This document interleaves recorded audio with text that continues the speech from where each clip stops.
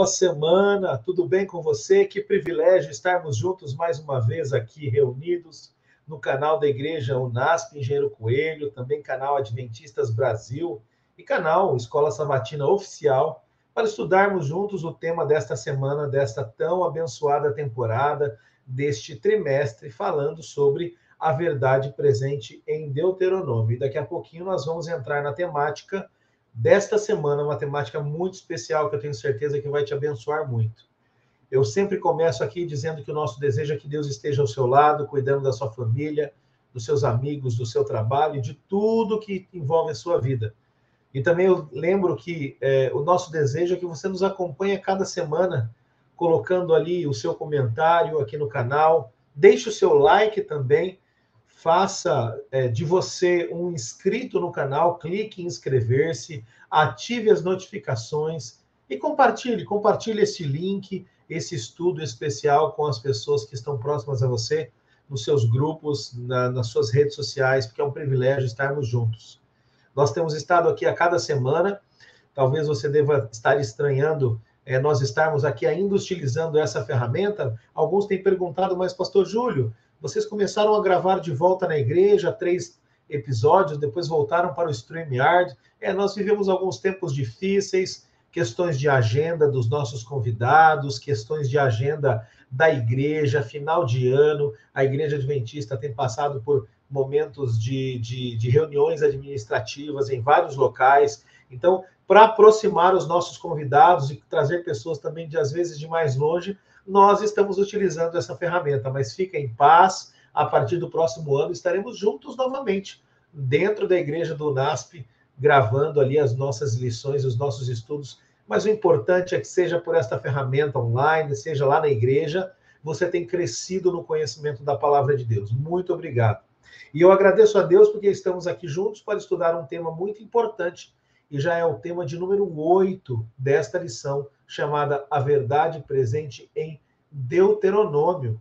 E nós temos esta semana, num formato diferente, nós decidimos trabalhar aqui num formato diferente, nós vamos ter apenas um convidado, mas não é qualquer convidado.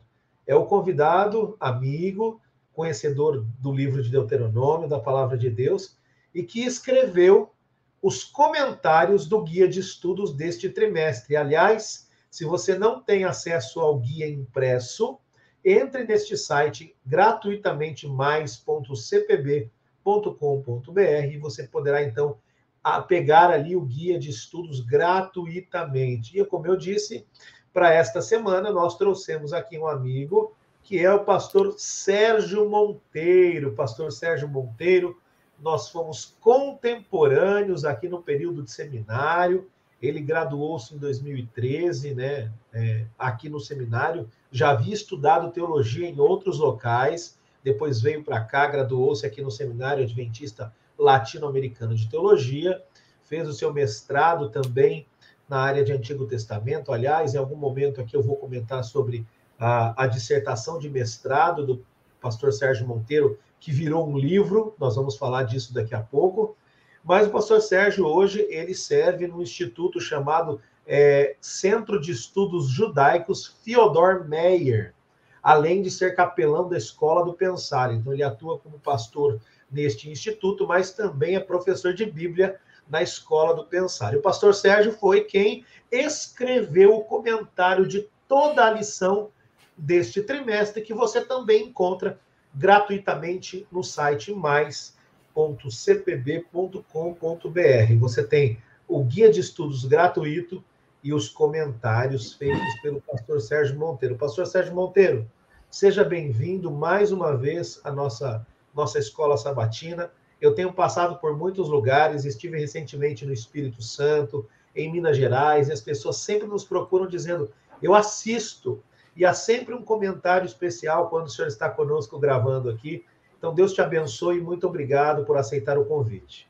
Pastor Júlio, é sempre um prazer, é uma alegria muito grande poder comentar juntamente contigo, com nossos colegas, quando nós temos aqui outros companheiros também, a lição da Escola Sabatina. Eu me recordo muito bem que nós sempre fomos ensinados, e desde pequeno eu aprendi, que a Escola Sabatina é o coração da igreja, né? O coração da Igreja Adventista do Sétimo Dia. E aqui nós estamos aqui para ajudar esse coração a continuar batendo. Fazer parte ali como uma pequena célula, é uma pequena célula do miocárdio, né? E eu conheço muito bem isso por causa da cirurgia que eu tive que fazer. Nós sabemos que sem as células do miocárdio, o miocárdio não bate, sem o sangue no miocárdio. Deus nos convidou, nos chamou, e nós estamos aqui escolhendo aceitar o convite de Deus nessa semana. Sabe, pastor, eu tive um prazer muito grande, tenho um prazer muito grande. No início do ano eu escrevi um comentário sobre Isaías, e a Casa Publicadora Brasileira gentilmente me convidou também para escrever sobre Deuteronômio. A minha vida de estudos tem sido a Bíblia hebraica, e é uma paixão tremenda, uma paixão tremenda. O meu doutorado é em números, mas no livro de números, e pode parecer estranho que alguém queira fazer um doutorado em livro de números, mas há tanta beleza na Bíblia como um todo, e na Torá, no Pentateuco, de forma especial. Quanto aos comentários bondosos, e são bondosos mesmo, eu tenho certeza que Deus tem abençoado a igreja através do seu ministério, pastor Júlio, do ministério do Centro White, desse ministério da Escola Sabatina, desse trabalho maravilhoso de prover comentários para a lição da Escola Sabatina, aprofundar um pouco mais. E com relação aos comentários bondosos da igreja, que Deus abençoe a todos. A nossa igreja é a igreja misericordiosa com seus pastores. Nós só erramos muito, e a igreja é uma igreja que ama demasiadamente a pecadores como eu aqui também. Como nós, né, pastor Sérgio? Muito obrigado. Exato. Nós, durante este estudo, vamos colocar aí para você também o link do canal do pastor Sérgio Monteiro. Se você não se inscreveu, você não sabe o que você está perdendo. O pastor Sérgio Monteiro também, de quando em quando, está na RIT TV, que é um canal de televisão que pertence ao pregador R.R. Soares, não é? E o pastor Sérgio é um dos consultores bíblicos da RIT TV e sempre convidado ali no programa Vejam Só. Então, se você quiser assistir os programas que o pastor Sérgio fez junto ali, o pessoal da RIT TV, tem vários temas, e é muito engraçado vários dos programas, a gente se diverte assistindo, não é? Digite aí no YouTube, Vejam Só, Sérgio Monteiro, você vai encontrar muitos aí vídeos, muitos programas, né? E, pastor Sérgio, só aproveitando aqui, queria mandar um abraço aos nossos colegas estudiosos da Bíblia Hebraica também, o doutor Reinaldo Siqueira, o Edson de Faria Francisco, da Metodista, também temos o doutor Edson Nunes, da Nova Semente, temos também aqui a doutora Christy Chadwick, o pastor e doutor Lucas Iglesias, e temos tantos outros estudiosos, o pastor Rogel Tavares, claro, meu chefe. Rogel, não é? Ele é o nosso chefe, né? Exatamente. O Rogel é o nosso grande amigo. Veja, tantos estudiosos. Eu me lembro também do Mábio Coelho, um estudioso também, não é? Está nos Estados Unidos. Peterson Bray, é verdade, o amigo Peterson, pastor Peterson, que está ali na PUC fazendo seu doutorado também, falando sobre o santuário. Olha, são tantos amigos. Tem também o pastor Felipe Mazotti ali no IAP, dando aulas, não é? E tantos outros, doutor Osés Moura, tantos outros estudiosos aí que passaram. Doutor Rodrigo Silva também, doutor Rodrigo Silva, né? Claro, não podemos nos esquecer, né? Estudioso da Bíblia Hebraica. Nós, né? Exato, né? Famoso de nós, né? Exatamente. Tantos. Aliás, poucos têm 1 milhão de seguidores no YouTube, né? Não quero nem falar disso, né? Não quero nem falar disso. Mas olha, um grande abraço a você que estuda a Bíblia Hebraica. Que Deus te abençoe. Eu estudo um pouco também dessa área, não tenho a capacidade, o conhecimento dos colegas mencionados, nem do convidado de hoje, mas a gente faz o que pode. Queridos, eu tenho certeza que seremos muito abençoados. Pastor Sérgio, vamos fazer uma oração nesse momento, pedindo que Deus nos guie, tá bom? Senhor Deus, muito obrigado, eterno, nosso Senhor, por nos trazer aqui para estudar a Tua palavra. Amém. Conduza-nos aqui no estudo deste tema de número 8, também ao pastor Sérgio Monteiro. Oramos e pedimos em nome de Jesus. Amém. Amém, Senhor. Mas para você que nos acompanha, que está aqui junto com o pastor Sérgio Monteiro e comigo hoje, eu preciso te lembrar que o tema do estudo desta semana é Escolham a Vida. É o tema de número 8. E nessa semana nós estamos estudando sobre a oportunidade que Deus dá a cada um de nós de escolher a vida que nos foi dada através de Cristo Jesus, que nos foi doada através de Deus. E como fazemos toda semana, amigos, pastor Sérgio, que nos acompanha também, temos um verso para memorizar que nos dá o norte da temática. E eu quero convidá-lo a ler Deuteronômio, capítulo 30, verso 19, que é o verso para memorizar desta semana. Eu leio aqui na minha Bíblia e, na sequência, daremos a introdução ao tema. Na verdade, já demos a introdução, vamos seguir com o tema, mas Deuteronômio 39 diz assim: Hoje tomo o céu e a terra por testemunhas contra vocês, que lhes propus a vida e a morte, a bênção e a maldição. Escolham, pois, a vida para que vivam, você e os seus descendentes. Pastor Sérgio, numa introdução rápida aqui, o que nós encontramos de especial neste texto de Deuteronômio, capítulo 30, verso 19? Parece que é algo que Deus ele propõe em toda a sua palavra. A gente encontra essa ideia de dois caminhos, não é? Vida e morte, cordeiros e bodes, salvação e perdição, luz e trevas. Toda a Bíblia é permeada por essas duas opções ou possibilidades. O que encontramos de especial aqui nesse verso, pastor? A dicotomia, né? Isso é aquilo que a gente chama de dicotomia, são elementos dicotômicos, ou que eles chamam, linguagem técnica, de merismas. No final das contas, nós temos sempre Deus nos dando opções. Isso eu acho fantástico com relação a Deus. Deus nos dá, e nós vamos ver no decorrer desse estudo, que no final das contas, as opções que nos parecem existir, elas se resumem a uma opção. Elas se resumem sempre a uma opção. O capítulo 30, ele vem no contexto de esse verso especificamente, vem num contexto fantástico, no qual Deus vai falando a respeito das bênçãos que ele vai dar, vem no contexto daquilo que nós chamamos, dentro da tradição judaica, existe aquilo que é a leitura chamada paraxá. A paraxá são pedaços do texto bíblico que são tematicamente divididos. Então essa paraxá especificamente, ela começa no capítulo 29, verso 9, ou 10, que é a paraxá de Nitzavim. Nitzavim, ou estar em pé, isso é maravilhoso, é o momento em que, depois de haver dito tudo aquilo que nós encontramos nos capítulos anteriores de Deuteronômio, e já saindo, lembrem-se que quando nós comentamos aqui há algum tempo, eu falei da estrutura concêntrica do livro de Deuteronômio.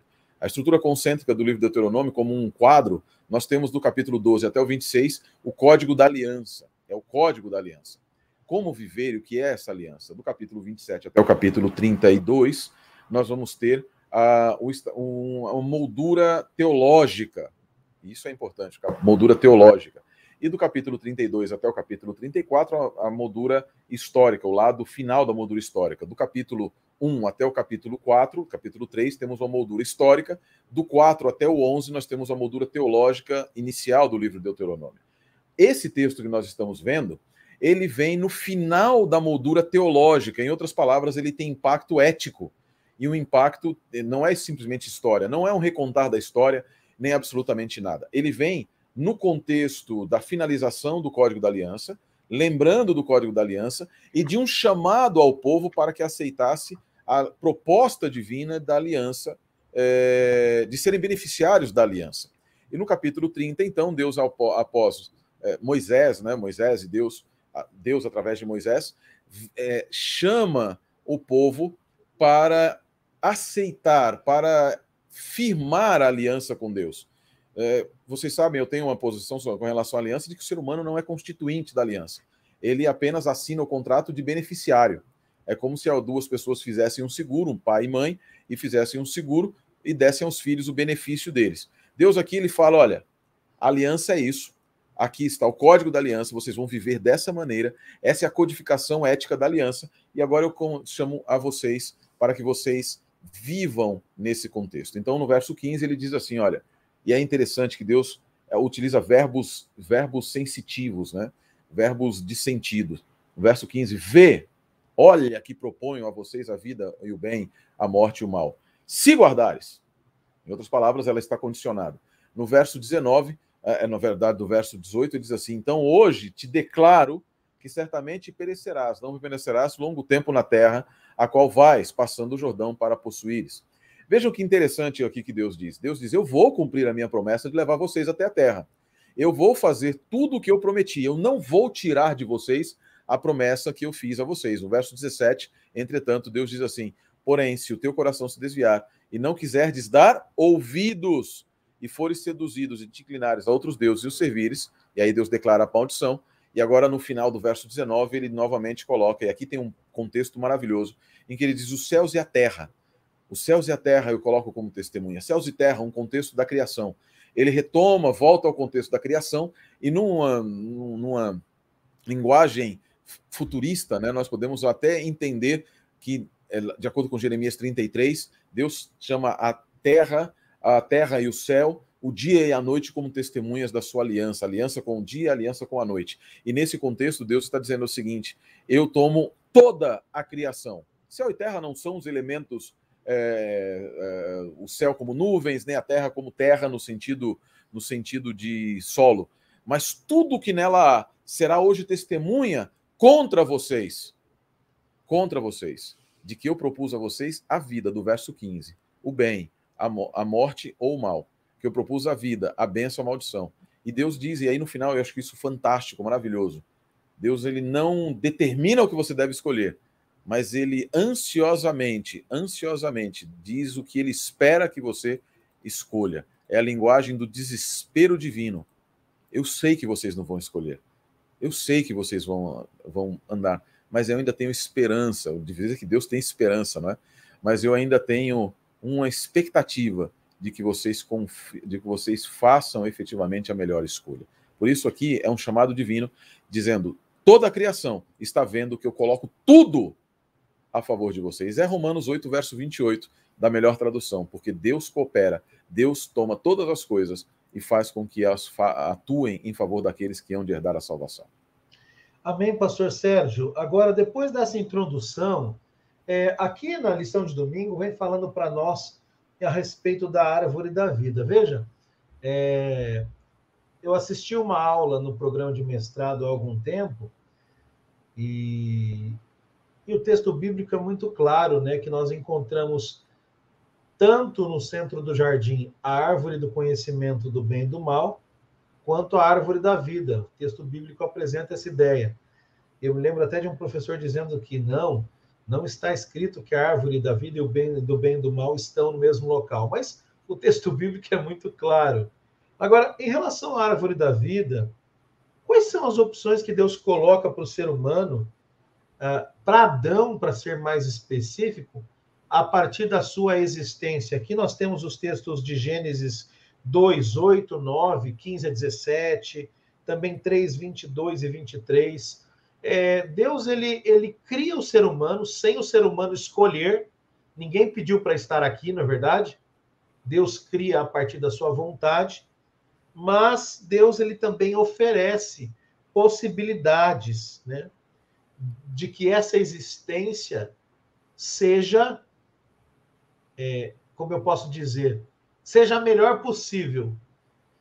Quais são essas opções nesse contexto da árvore da vida que Deus dá ao ser humano?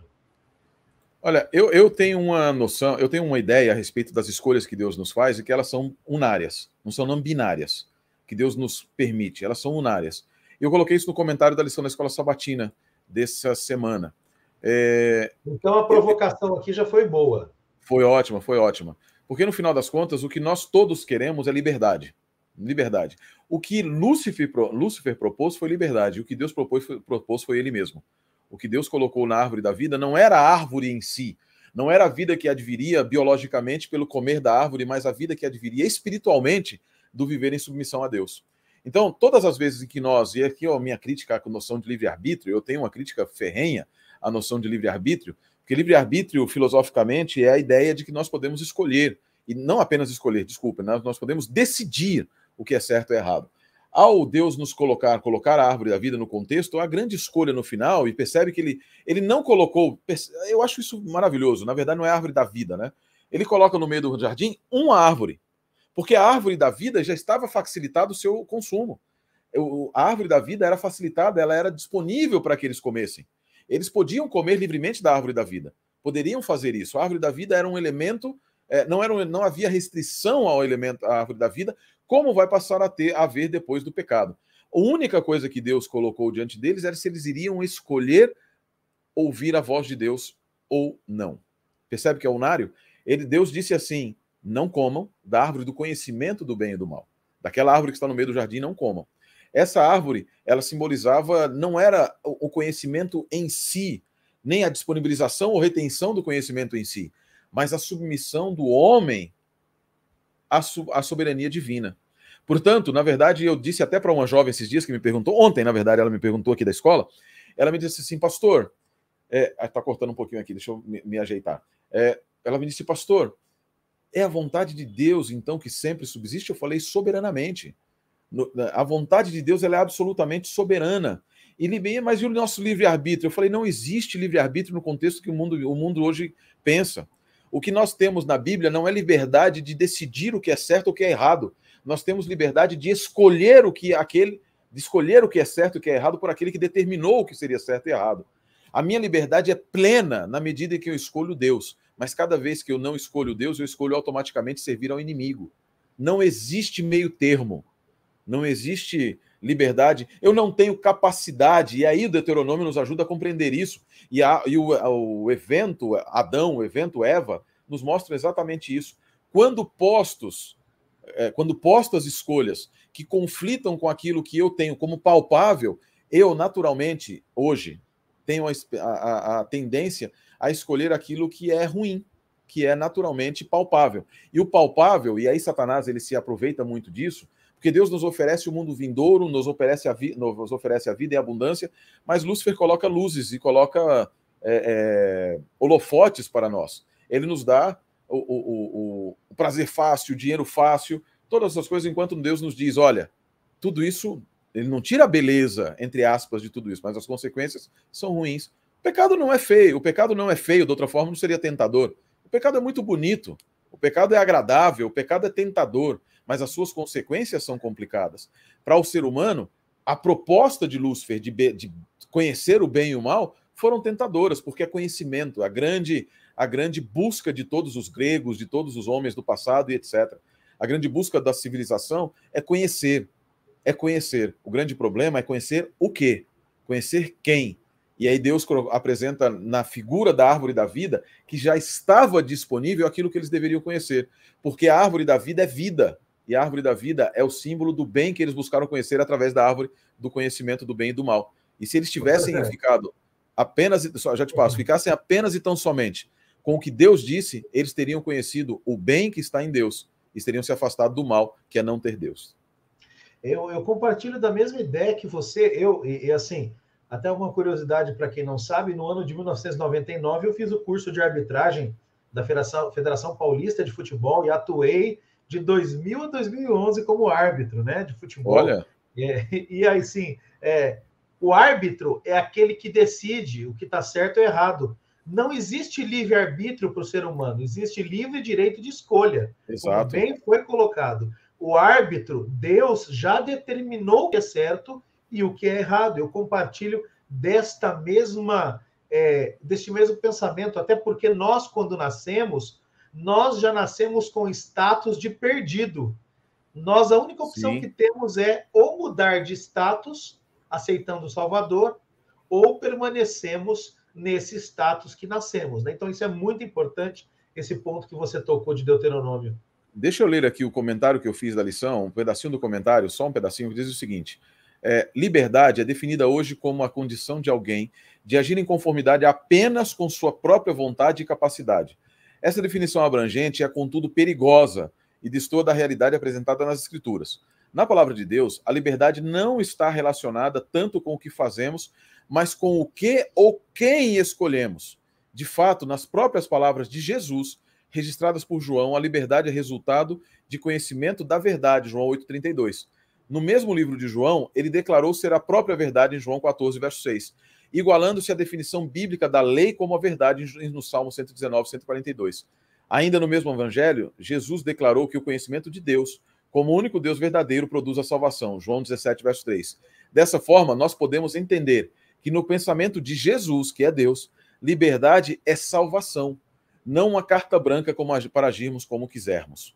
Né? E no livro de Deuteronômio diz o seguinte: nesse mesmo sentido, Deuteronômio propôs que os israelitas escolhessem a vida.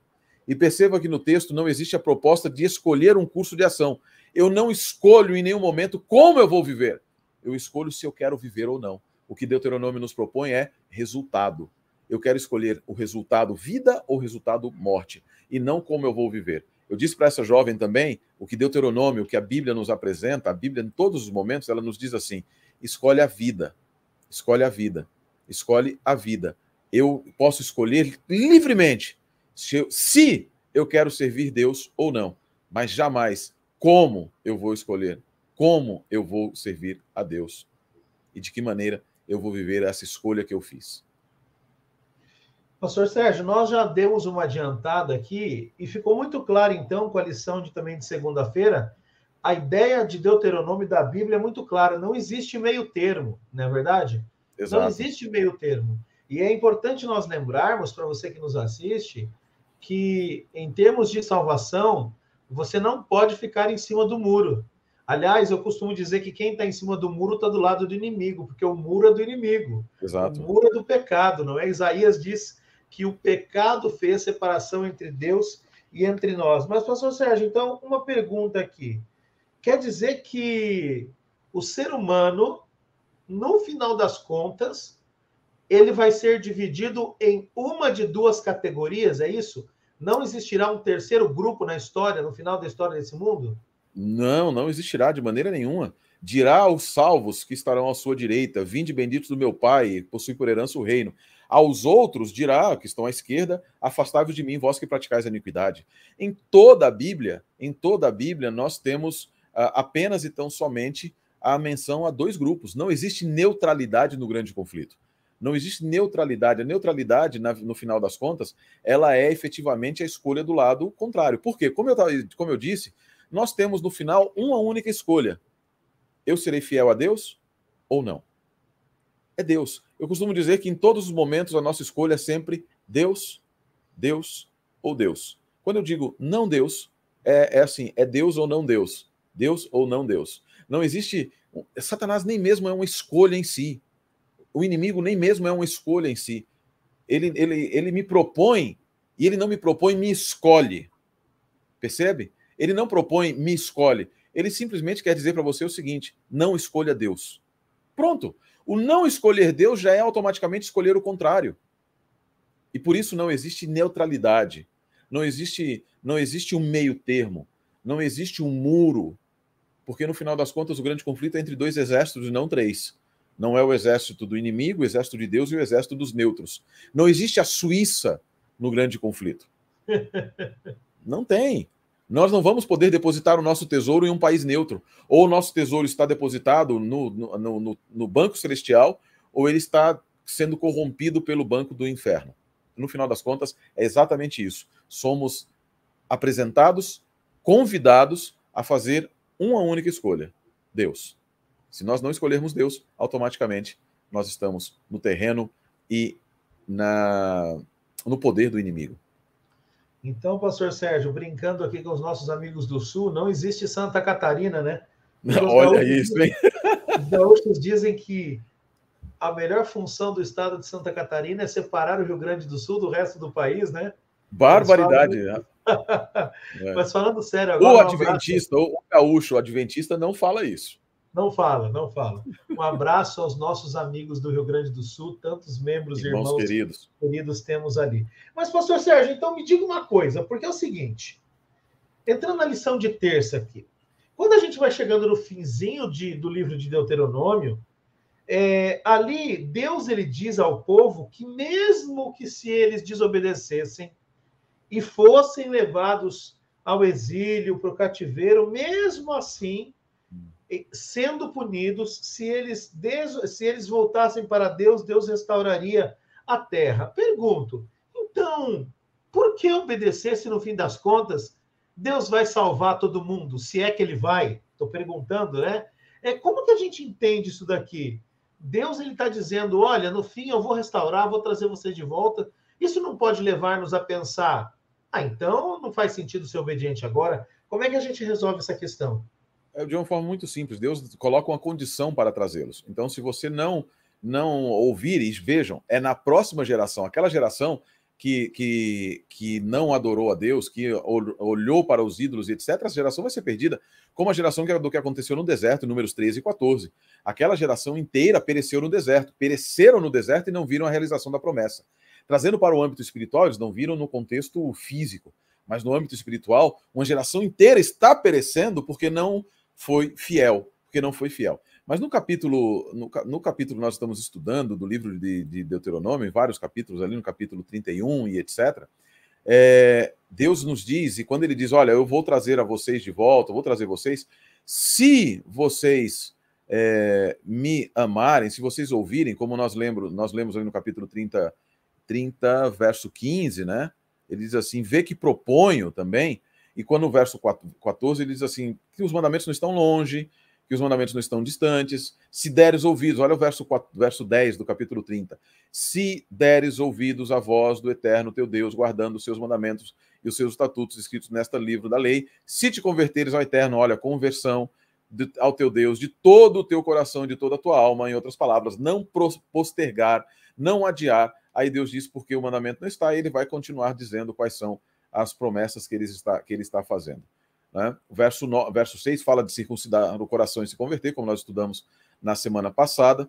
Deus vai fazê-los tornar, né? No verso 4, ainda que os teus desterrados estejam para a extremidade do céu, desde aí te ajuntará o Eterno teu Deus e te tomará de lá. Mas de que maneira ele vai fazer isso? Circuncidando o coração daquela geração.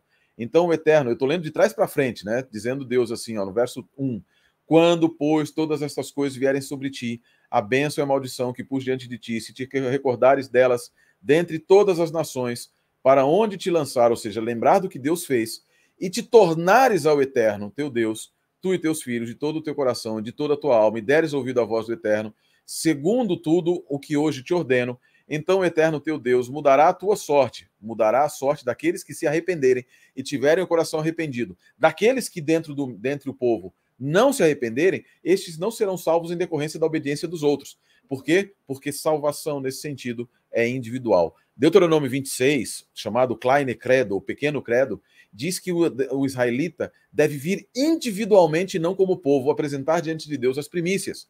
É você que foi diante do povo que deve reconhecer que Deus efetivamente te salvou, te libertou e te trouxe até aquela boa terra. De maneira nenhuma, a salvação pode ser esperada no coletivo. Aqui há algo que precisa ser dito. Embora a salvação seja de maneira somente individual, porque o apóstolo Paulo nos diz posteriormente que cada um deve agir como que havendo de comparecer diante do tribunal de Deus, de Deus, a santificação é vista dentro da Bíblia sempre como um evento coletivo. O povo é tão santo quanto o menos santo do povo. E aí causa derrotas, como Acã, como outros problemas. Mas a salvação, ela é individualizada dentro da Bíblia. Deus trouxe o povo à terra, mas o curtir, o viver a terra, viver na abundância da terra, é algo que acontece na individualidade. Quando Deus fala no verso 9, de novo, que Deus dará abundância de toda a obra das tuas mãos, não são as obras das mãos do povo como um todo, mas daquele que está plantando. Quando Deus abençoa em números, dizendo Yevarechecha Adonai, Deus utiliza o singular. O Eterno te abençoe. Por quê? Porque a bênção é individualizada, assim como a salvação e a proteção de Deus são individualizadas. Essa ideia de uma salvação coletiva e universal, ela atenta contra a individualização da bênção que Deus nos dá no capítulo 30 de Deuteronômio. Deus vai circuncidar o teu coração, e o teu é individual, levav. O teu coração não é um indivíduo, o levav rem, que seria o coração de todos. Vejam como se resolve, prestando atenção em como Deus utiliza os pronomes. Deus está falando aqui individualmente ao coração do israelita, para que ele se converta, prometendo que Deus vai restaurar aquela pessoa, aquela geração, aquela família que se voltar a Deus. Há um texto, eu estava até dando uma olhada aqui, quando Deus diz o seguinte, mas, capítulo 29, mas se alguém bater no peito, alguém que está ali, bater no peito e dizer, isto não virá contra mim, aí o texto diz assim, então o Eterno se levantará contra aquela pessoa, porque da mesma maneira como salvação é individual, também a condenação e a punição são individuais. são totalmente individuais. E por isso, querido, por isso, meu amigo pastor Júlio, é muito claro nas Escrituras que a responsabilidade é individual, assim como a bênção também é individual, a salvação é individual, e não existe possibilidade de uma salvação universal sem a necessidade da obediência. Nós vamos no Novo Testamento, em Tiago 2, e ele nos recorda que devemos agir e proceder como que havendo de ser julgados pela lei da liberdade, essa lei que nos traz a liberdade. Amém. Pastor Sérgio, para quem está nos assistindo até aqui, você que nos assiste até aqui, já deu para perceber que existem coisas riquíssimas em Deuteronômio, não é? E o apelo de Deus é realmente que a gente escolha a vida. São 2 os caminhos propostos. Na verdade, um caminho só, porque o outro você já nasceu nele, que é o caminho da condenação. Mas Deus dá a possibilidade da vida. Pastor Sérgio, eu comentei no começo, eu vou fazer uma pausa rápida aqui. Pastor Sérgio Monteiro, ele fez a sua dissertação de mestrado ali no Seminário Adventista Latino-Americano de Teologia. Hoje ele faz o seu doutorado pela Holanda, Pastor Sérgio? Na Universidade de Apeldoorn, na Holanda. Holanda, ok. Mas o seu mestrado foi ali no SALT, orientado pelo meu chefe hoje, doutor Renato Stencel. Meu amigo, queridíssimo. Pois é, grande pastor Renato. Eu conheço a história, o pastor Renato orientando o pastor Sérgio a fazer uma dissertação ali, e o pastor Sérgio fez essa dissertação. E essa dissertação, pastor Sérgio, se tornou um livro, né? E eu quero compartilhar agora com os amigos que vêm na tela aí, o livro chamado Na Presença do Eterno, a carne como alimento nas Escrituras Sagradas. Procure aí nesse site ou procure na internet, Na Presença do Eterno, pastor Sérgio Monteiro. Pastor, de modo rápido, 30 segundinhos, qual é o resumo deste material para quem quiser adquiri-lo? E para você, eu já antecipo, pastor Sérgio Monteiro não ganha nada com este material, pelo contrário, ele é subsidiado para ficar bem em conta o valor, mas é um material que o pastor Sérgio produziu pensando na igreja e nos estudiosos da Bíblia em relação ao tema.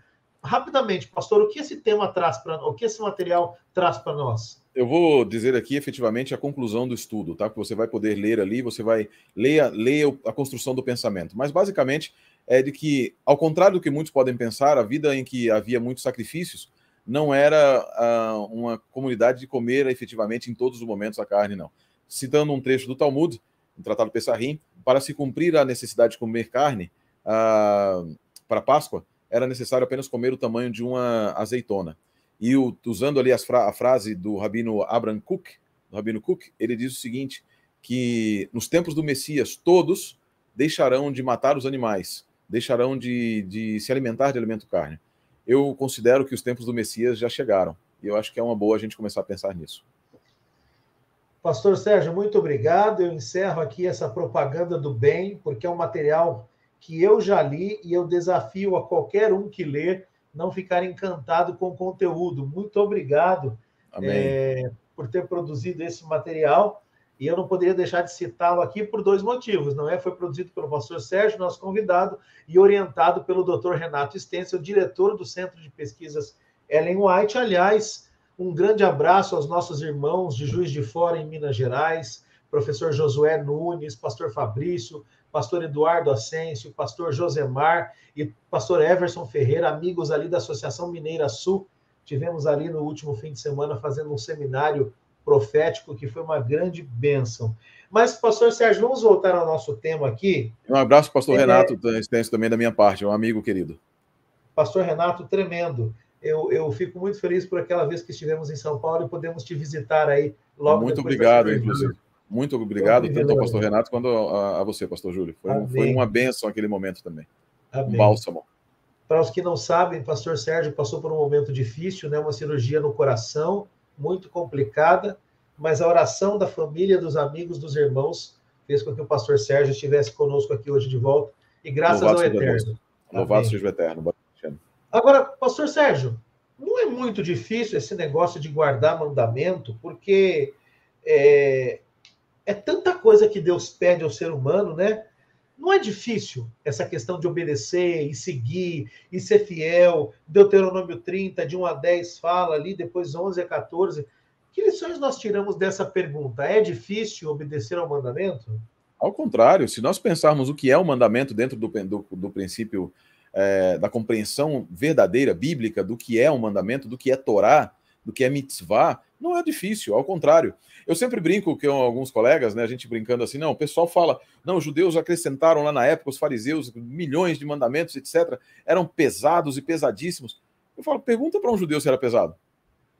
Volta lá naquela época e pergunta se era efetivamente pesado. Não era pesado. Na verdade, por quê? Porque há prazer. O salmista diz muito claramente que assim é bem-aventurado o que medita na lei do Senhor. Vejam que o salmista não nos diz assim, bem-aventurado aquele que faz escravagisticamente, não, ou servilmente. Primeiro você tem que meditar, porque o convite bíblico é que antes de você fazer algo, você deve entrar na presença daquele que te dá força para fazer. Deus em nenhum momento diz assim, olha, não, você deve fazer e faça aí, eu vou te julgar por isso, sem que eu me apresente como sendo aquele que vai te dar forças.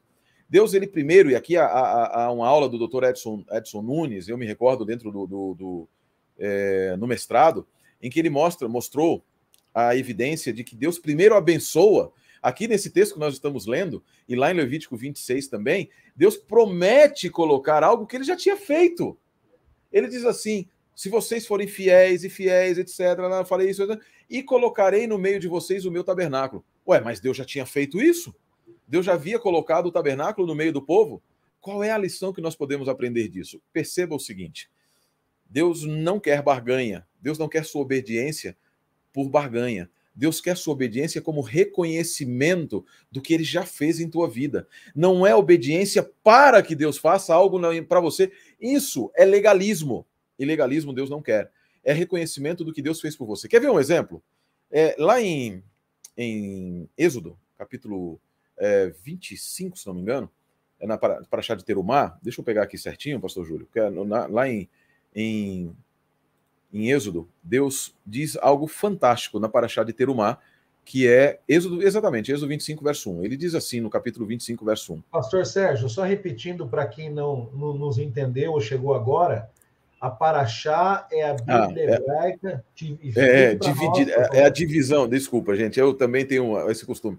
A Paraxá é como nós chamamos as divisões hebraicas de leitura. Então vamos tirar a palavra Paraxá daqui, vamos lá no livro de Êxodo, capítulo 25, versos 1 e 2. Não, olha, mas eu acho que é importante, a Paraxá são 52 por ano, 52, é isso? 54, na verdade, são 54. Uma para cada sábado, né? Exatamente, são 54, mas duas são lidas em algum período, algumas são juntadas, e essas que são juntadas são lidas em 52 semanas. Então, em alguns anos nós lemos separado, em outros anos se lê de maneira juntas, e aí ficam 52, tá? Mas são 54. Saber, por favor, continue. Tá. E elas são, como eu tinha explicado para aquele que está chegando agora, nessa semana de nossos estudos, elas são uma divisão lógica, uma divisão temática do texto, tá bom? Então, elas são muito, muito bom de ler nesse sentido. Você pode encontrar a divisão delas aí na Wikipedia ou em alguns sites que vão te dar essa divisão. Mas na Paraxá de Terumá, ela geralmente apresenta, o nome delas é uma das palavras mais importantes, é a palavra mais importante, ou a primeira palavra do texto. Nessa que diz Terumá é a palavra para contribuição, olha que interessante o que Deus disse. Diz o Senhor Eterno a Moisés. Nós vamos tirar daqui um princípio geral, e não um princípio relacionado a dinheiro, nada. Mas olha que fantástico. Fala aos filhos de Israel que me tragam oferta de todo homem cujo coração estiver movido para isto. Olha que fantástico. Deus não quer apenas e tão somente, aqui eu vou sair agora da questão de ofertas para o todo. Primeiro que Deus não quer apenas o teu coração, Deus quer a totalidade da tua vida. Mas o teu coração deve estar movido. E o que é que move? O que move, meus amigos, é o reconhecimento da ação de Deus em tua vida. Por isso, quando Deus te pede algo, ele antes de haver te pedido, ele demonstra a razão pela qual ele te pede. O pastor Roger Tavares, né, ele tem uma frase que eu gosto muito, ele diz assim, a legislação nunca brota do nada, ela se fundamenta na história. Perfeito. Então, a legislação em si, ela não surge no vácuo. E qual é a história? Não é o evento histórico em si, mas a Heilsgeschichte, que é uma expressão teológica em alemão que quer dizer história da salvação. Então, toda a legislação divina se fundamenta num ato divino em favor do seu povo. Por isso não é difícil, quando você reconhece o que Deus fez. Por isso é aprazível quando você reconhece o que Deus fez. Por isso é gostoso cumprir o mandamento quando você reconhece o que o Deus fez. E no reconhecimento do que Deus fez, você reconhece também a capacidade de Deus fazer ainda e a bondade, a vontade de Deus em continuar fazendo. E esse continuar fazendo, salvação em 3 tempos. Nós fomos salvos no passado, estamos sendo salvos e justificados no presente, para sermos glorificados no futuro. Nós somos justificados no passado, estamos sendo santificados no presente pelos mandamentos de Deus, e nós seremos glorificados no futuro, e sempre reconhecendo e reconheceremos a tranquilidade. E Deus diz o seguinte: os mandamentos não estão no céu, não são difíceis, não são altos, grandiosos, não são complicados, de maneira nenhuma, porque no final eles se resumem em 2 coisas: ama a Deus e ama o teu próximo. É isso. Basicamente, é a lei do amor. Você não quer ser livre? Você não busca liberdade? Não quer que as palavras de Cristo se cumpram em você? Conhecereis a verdade e a verdade vos libertará? É simples. É simples. Vivamos a lei do amor. Mas não é a lei do amor como o mundo diz hoje, um amor livre, com a desculpa do livre-arbítrio, mas a responsável, compromissada guarda dos mandamentos amorosos de um Deus que é amor e que não te pediu para você fazer algo que é complicado. Ele pediu apenas para que você o aceite. E ele vai te dar forças para entender a beleza do mandamento, porque o mandamento é santo, a lei é santa, o mandamento é santo, justo e bom, diz o apóstolo Paulo.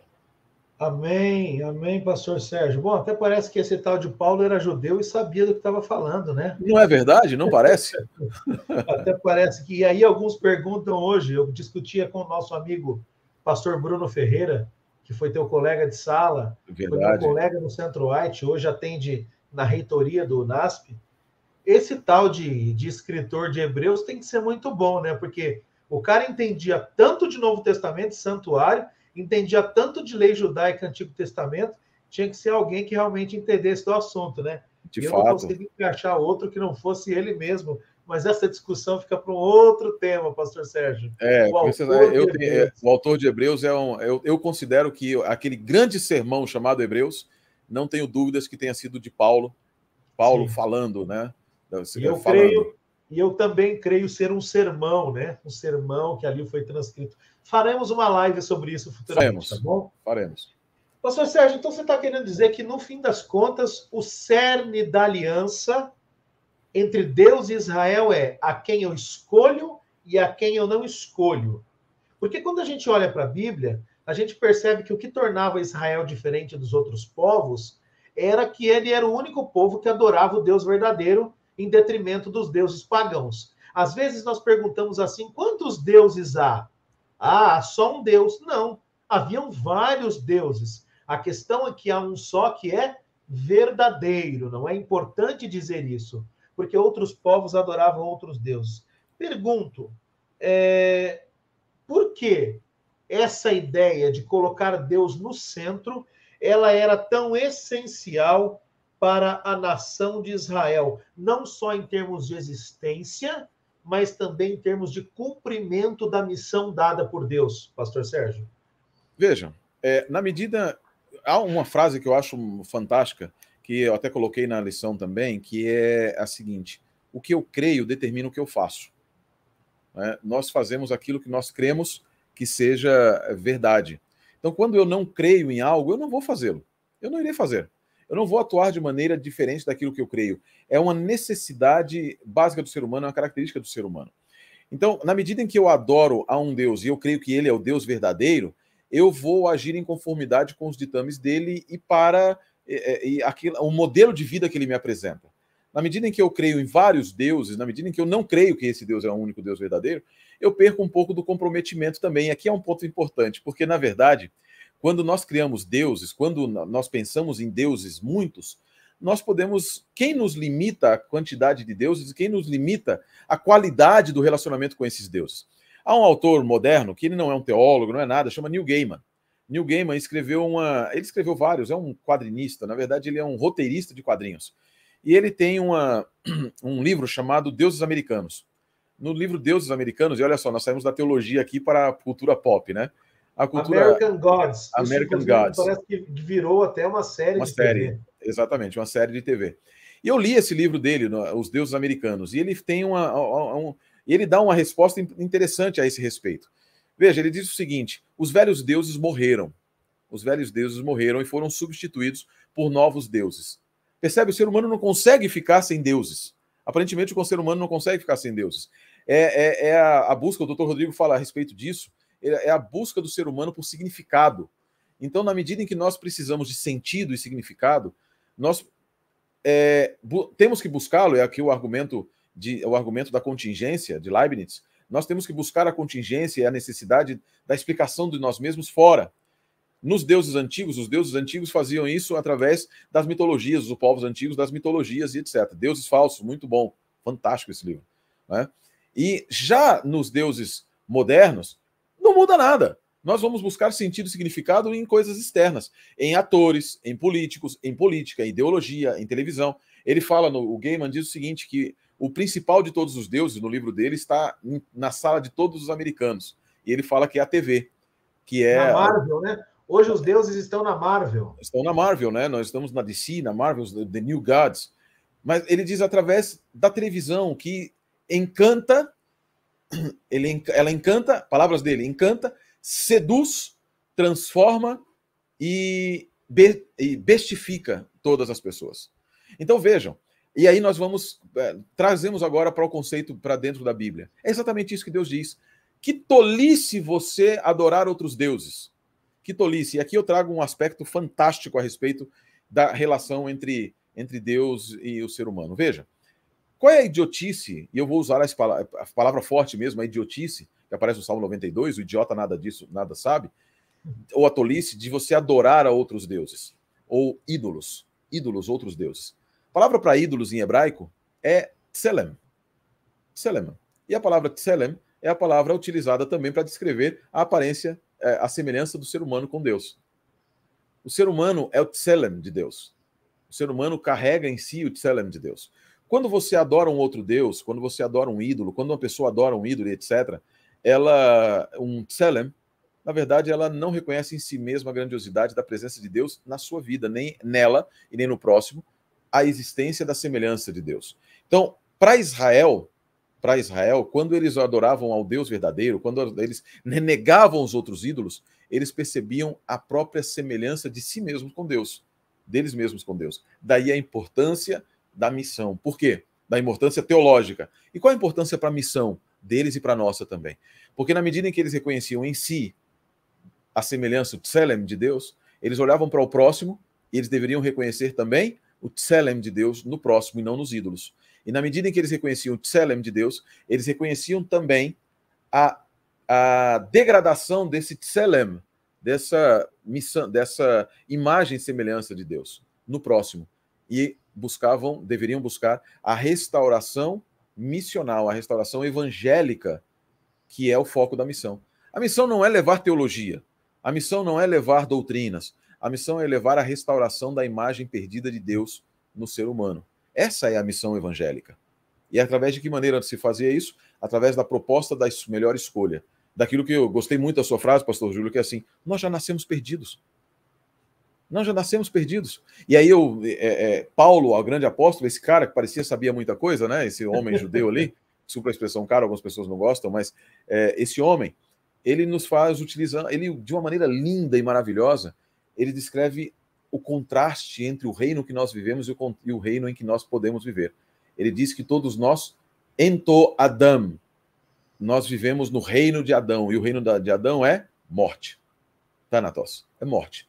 Mas nós fomos chamados para viver ento Christo, que é no reino de Cristo. Isso é um dativo, olha que palavra bonita. É uma forma verbal no grego, uma forma verbal, uma forma nominal no grego, que nos dá esfera de ação, reinos de existência. Nós vivemos no reino da perda da semelhança e somos chamados a viver no reino do retorno da semelhança. Essa é a escolha. Essa é a escolha. É a única. Escolher a vida e ela é a abundância.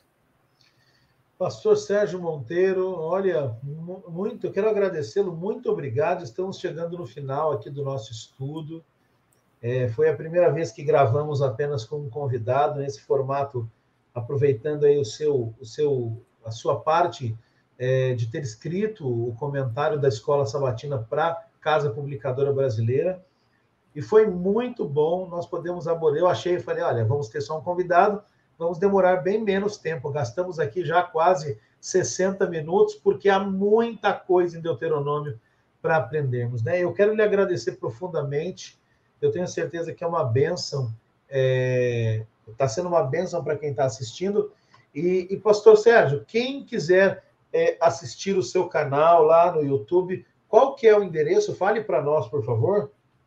Procura ali no YouTube, é simplesmente colocar Sérgio Monteiro, canal Pastor Sérgio Monteiro. A gente está fazendo uma remodelação agora, entramos na onda da remodelação ali, inaugurada pelo pastor Eleazar Domini, Fala Sério Pastor, e assim, nós estamos remodelando o canal, mas é só colocar lá Sérgio Monteiro. Só colocar, eu preferi colocar o meu nome, não o outro, para ficar mais simples de me encontrar, tá bom? Então coloca lá, youtube.com/Sérgio Monteiro, ele vai te mandar diretamente para o canal. O nome do canal é A Palavra é Viva.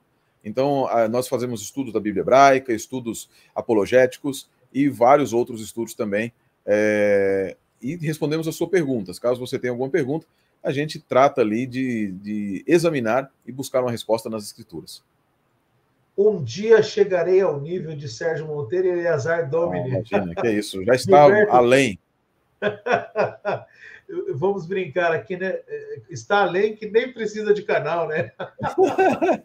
Pastor Sérgio, muito obrigado, amigo. Deus abençoe você, o seu ministério, a sua esposa Olga, sua filha, seu filho, né? Que são 2 que você tem, não é? É a Natasha e o Marcos.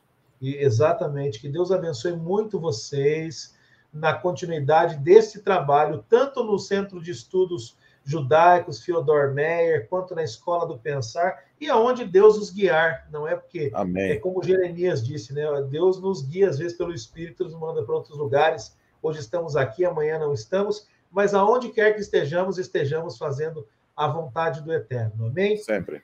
Eu vou pedir para você fazer uma oração, mas antes eu já quero agradecer a quem nos assistiu, pedir que você que esteve conosco aqui compartilhe essa mensagem, copie e cole nas suas redes sociais, mas mais importante do que isso, se inscreva no nosso canal, no canal da Igreja do NASP Engenheiro Coelho, também Adventistas Brasil. Se inscreva no canal do pastor Sérgio Monteiro, copie nossos vídeos, espalhe, deixe o seu like, o seu comentário. Nós certamente estaremos aqui orando por você e respondendo quando pudermos as suas questões. E estaremos nessa caminhada. O pastor Sérgio vai fazer agora uma oração e nós já convidamos você para a próxima semana para um vídeo mais uma vez especial com outros 2 convidados que estarão conosco, tá bom? Deus abençoe você que está em casa. Pastor Sérgio, encerre com uma oração, por gentileza. É um prazer. Que Deus abençoe a todos. Adonai, Deus de Israel, nós te agradecemos porque tu nos enviaste a tua palavra, tanto escrita quanto encarnada, para nos proporcionar, de fato, a melhor escolha. Que nós possamos escolher sempre e em todos os momentos a tua pessoa, o teu amor, a tua companhia, em nome de Jesus, o Messias. Amém, Senhor.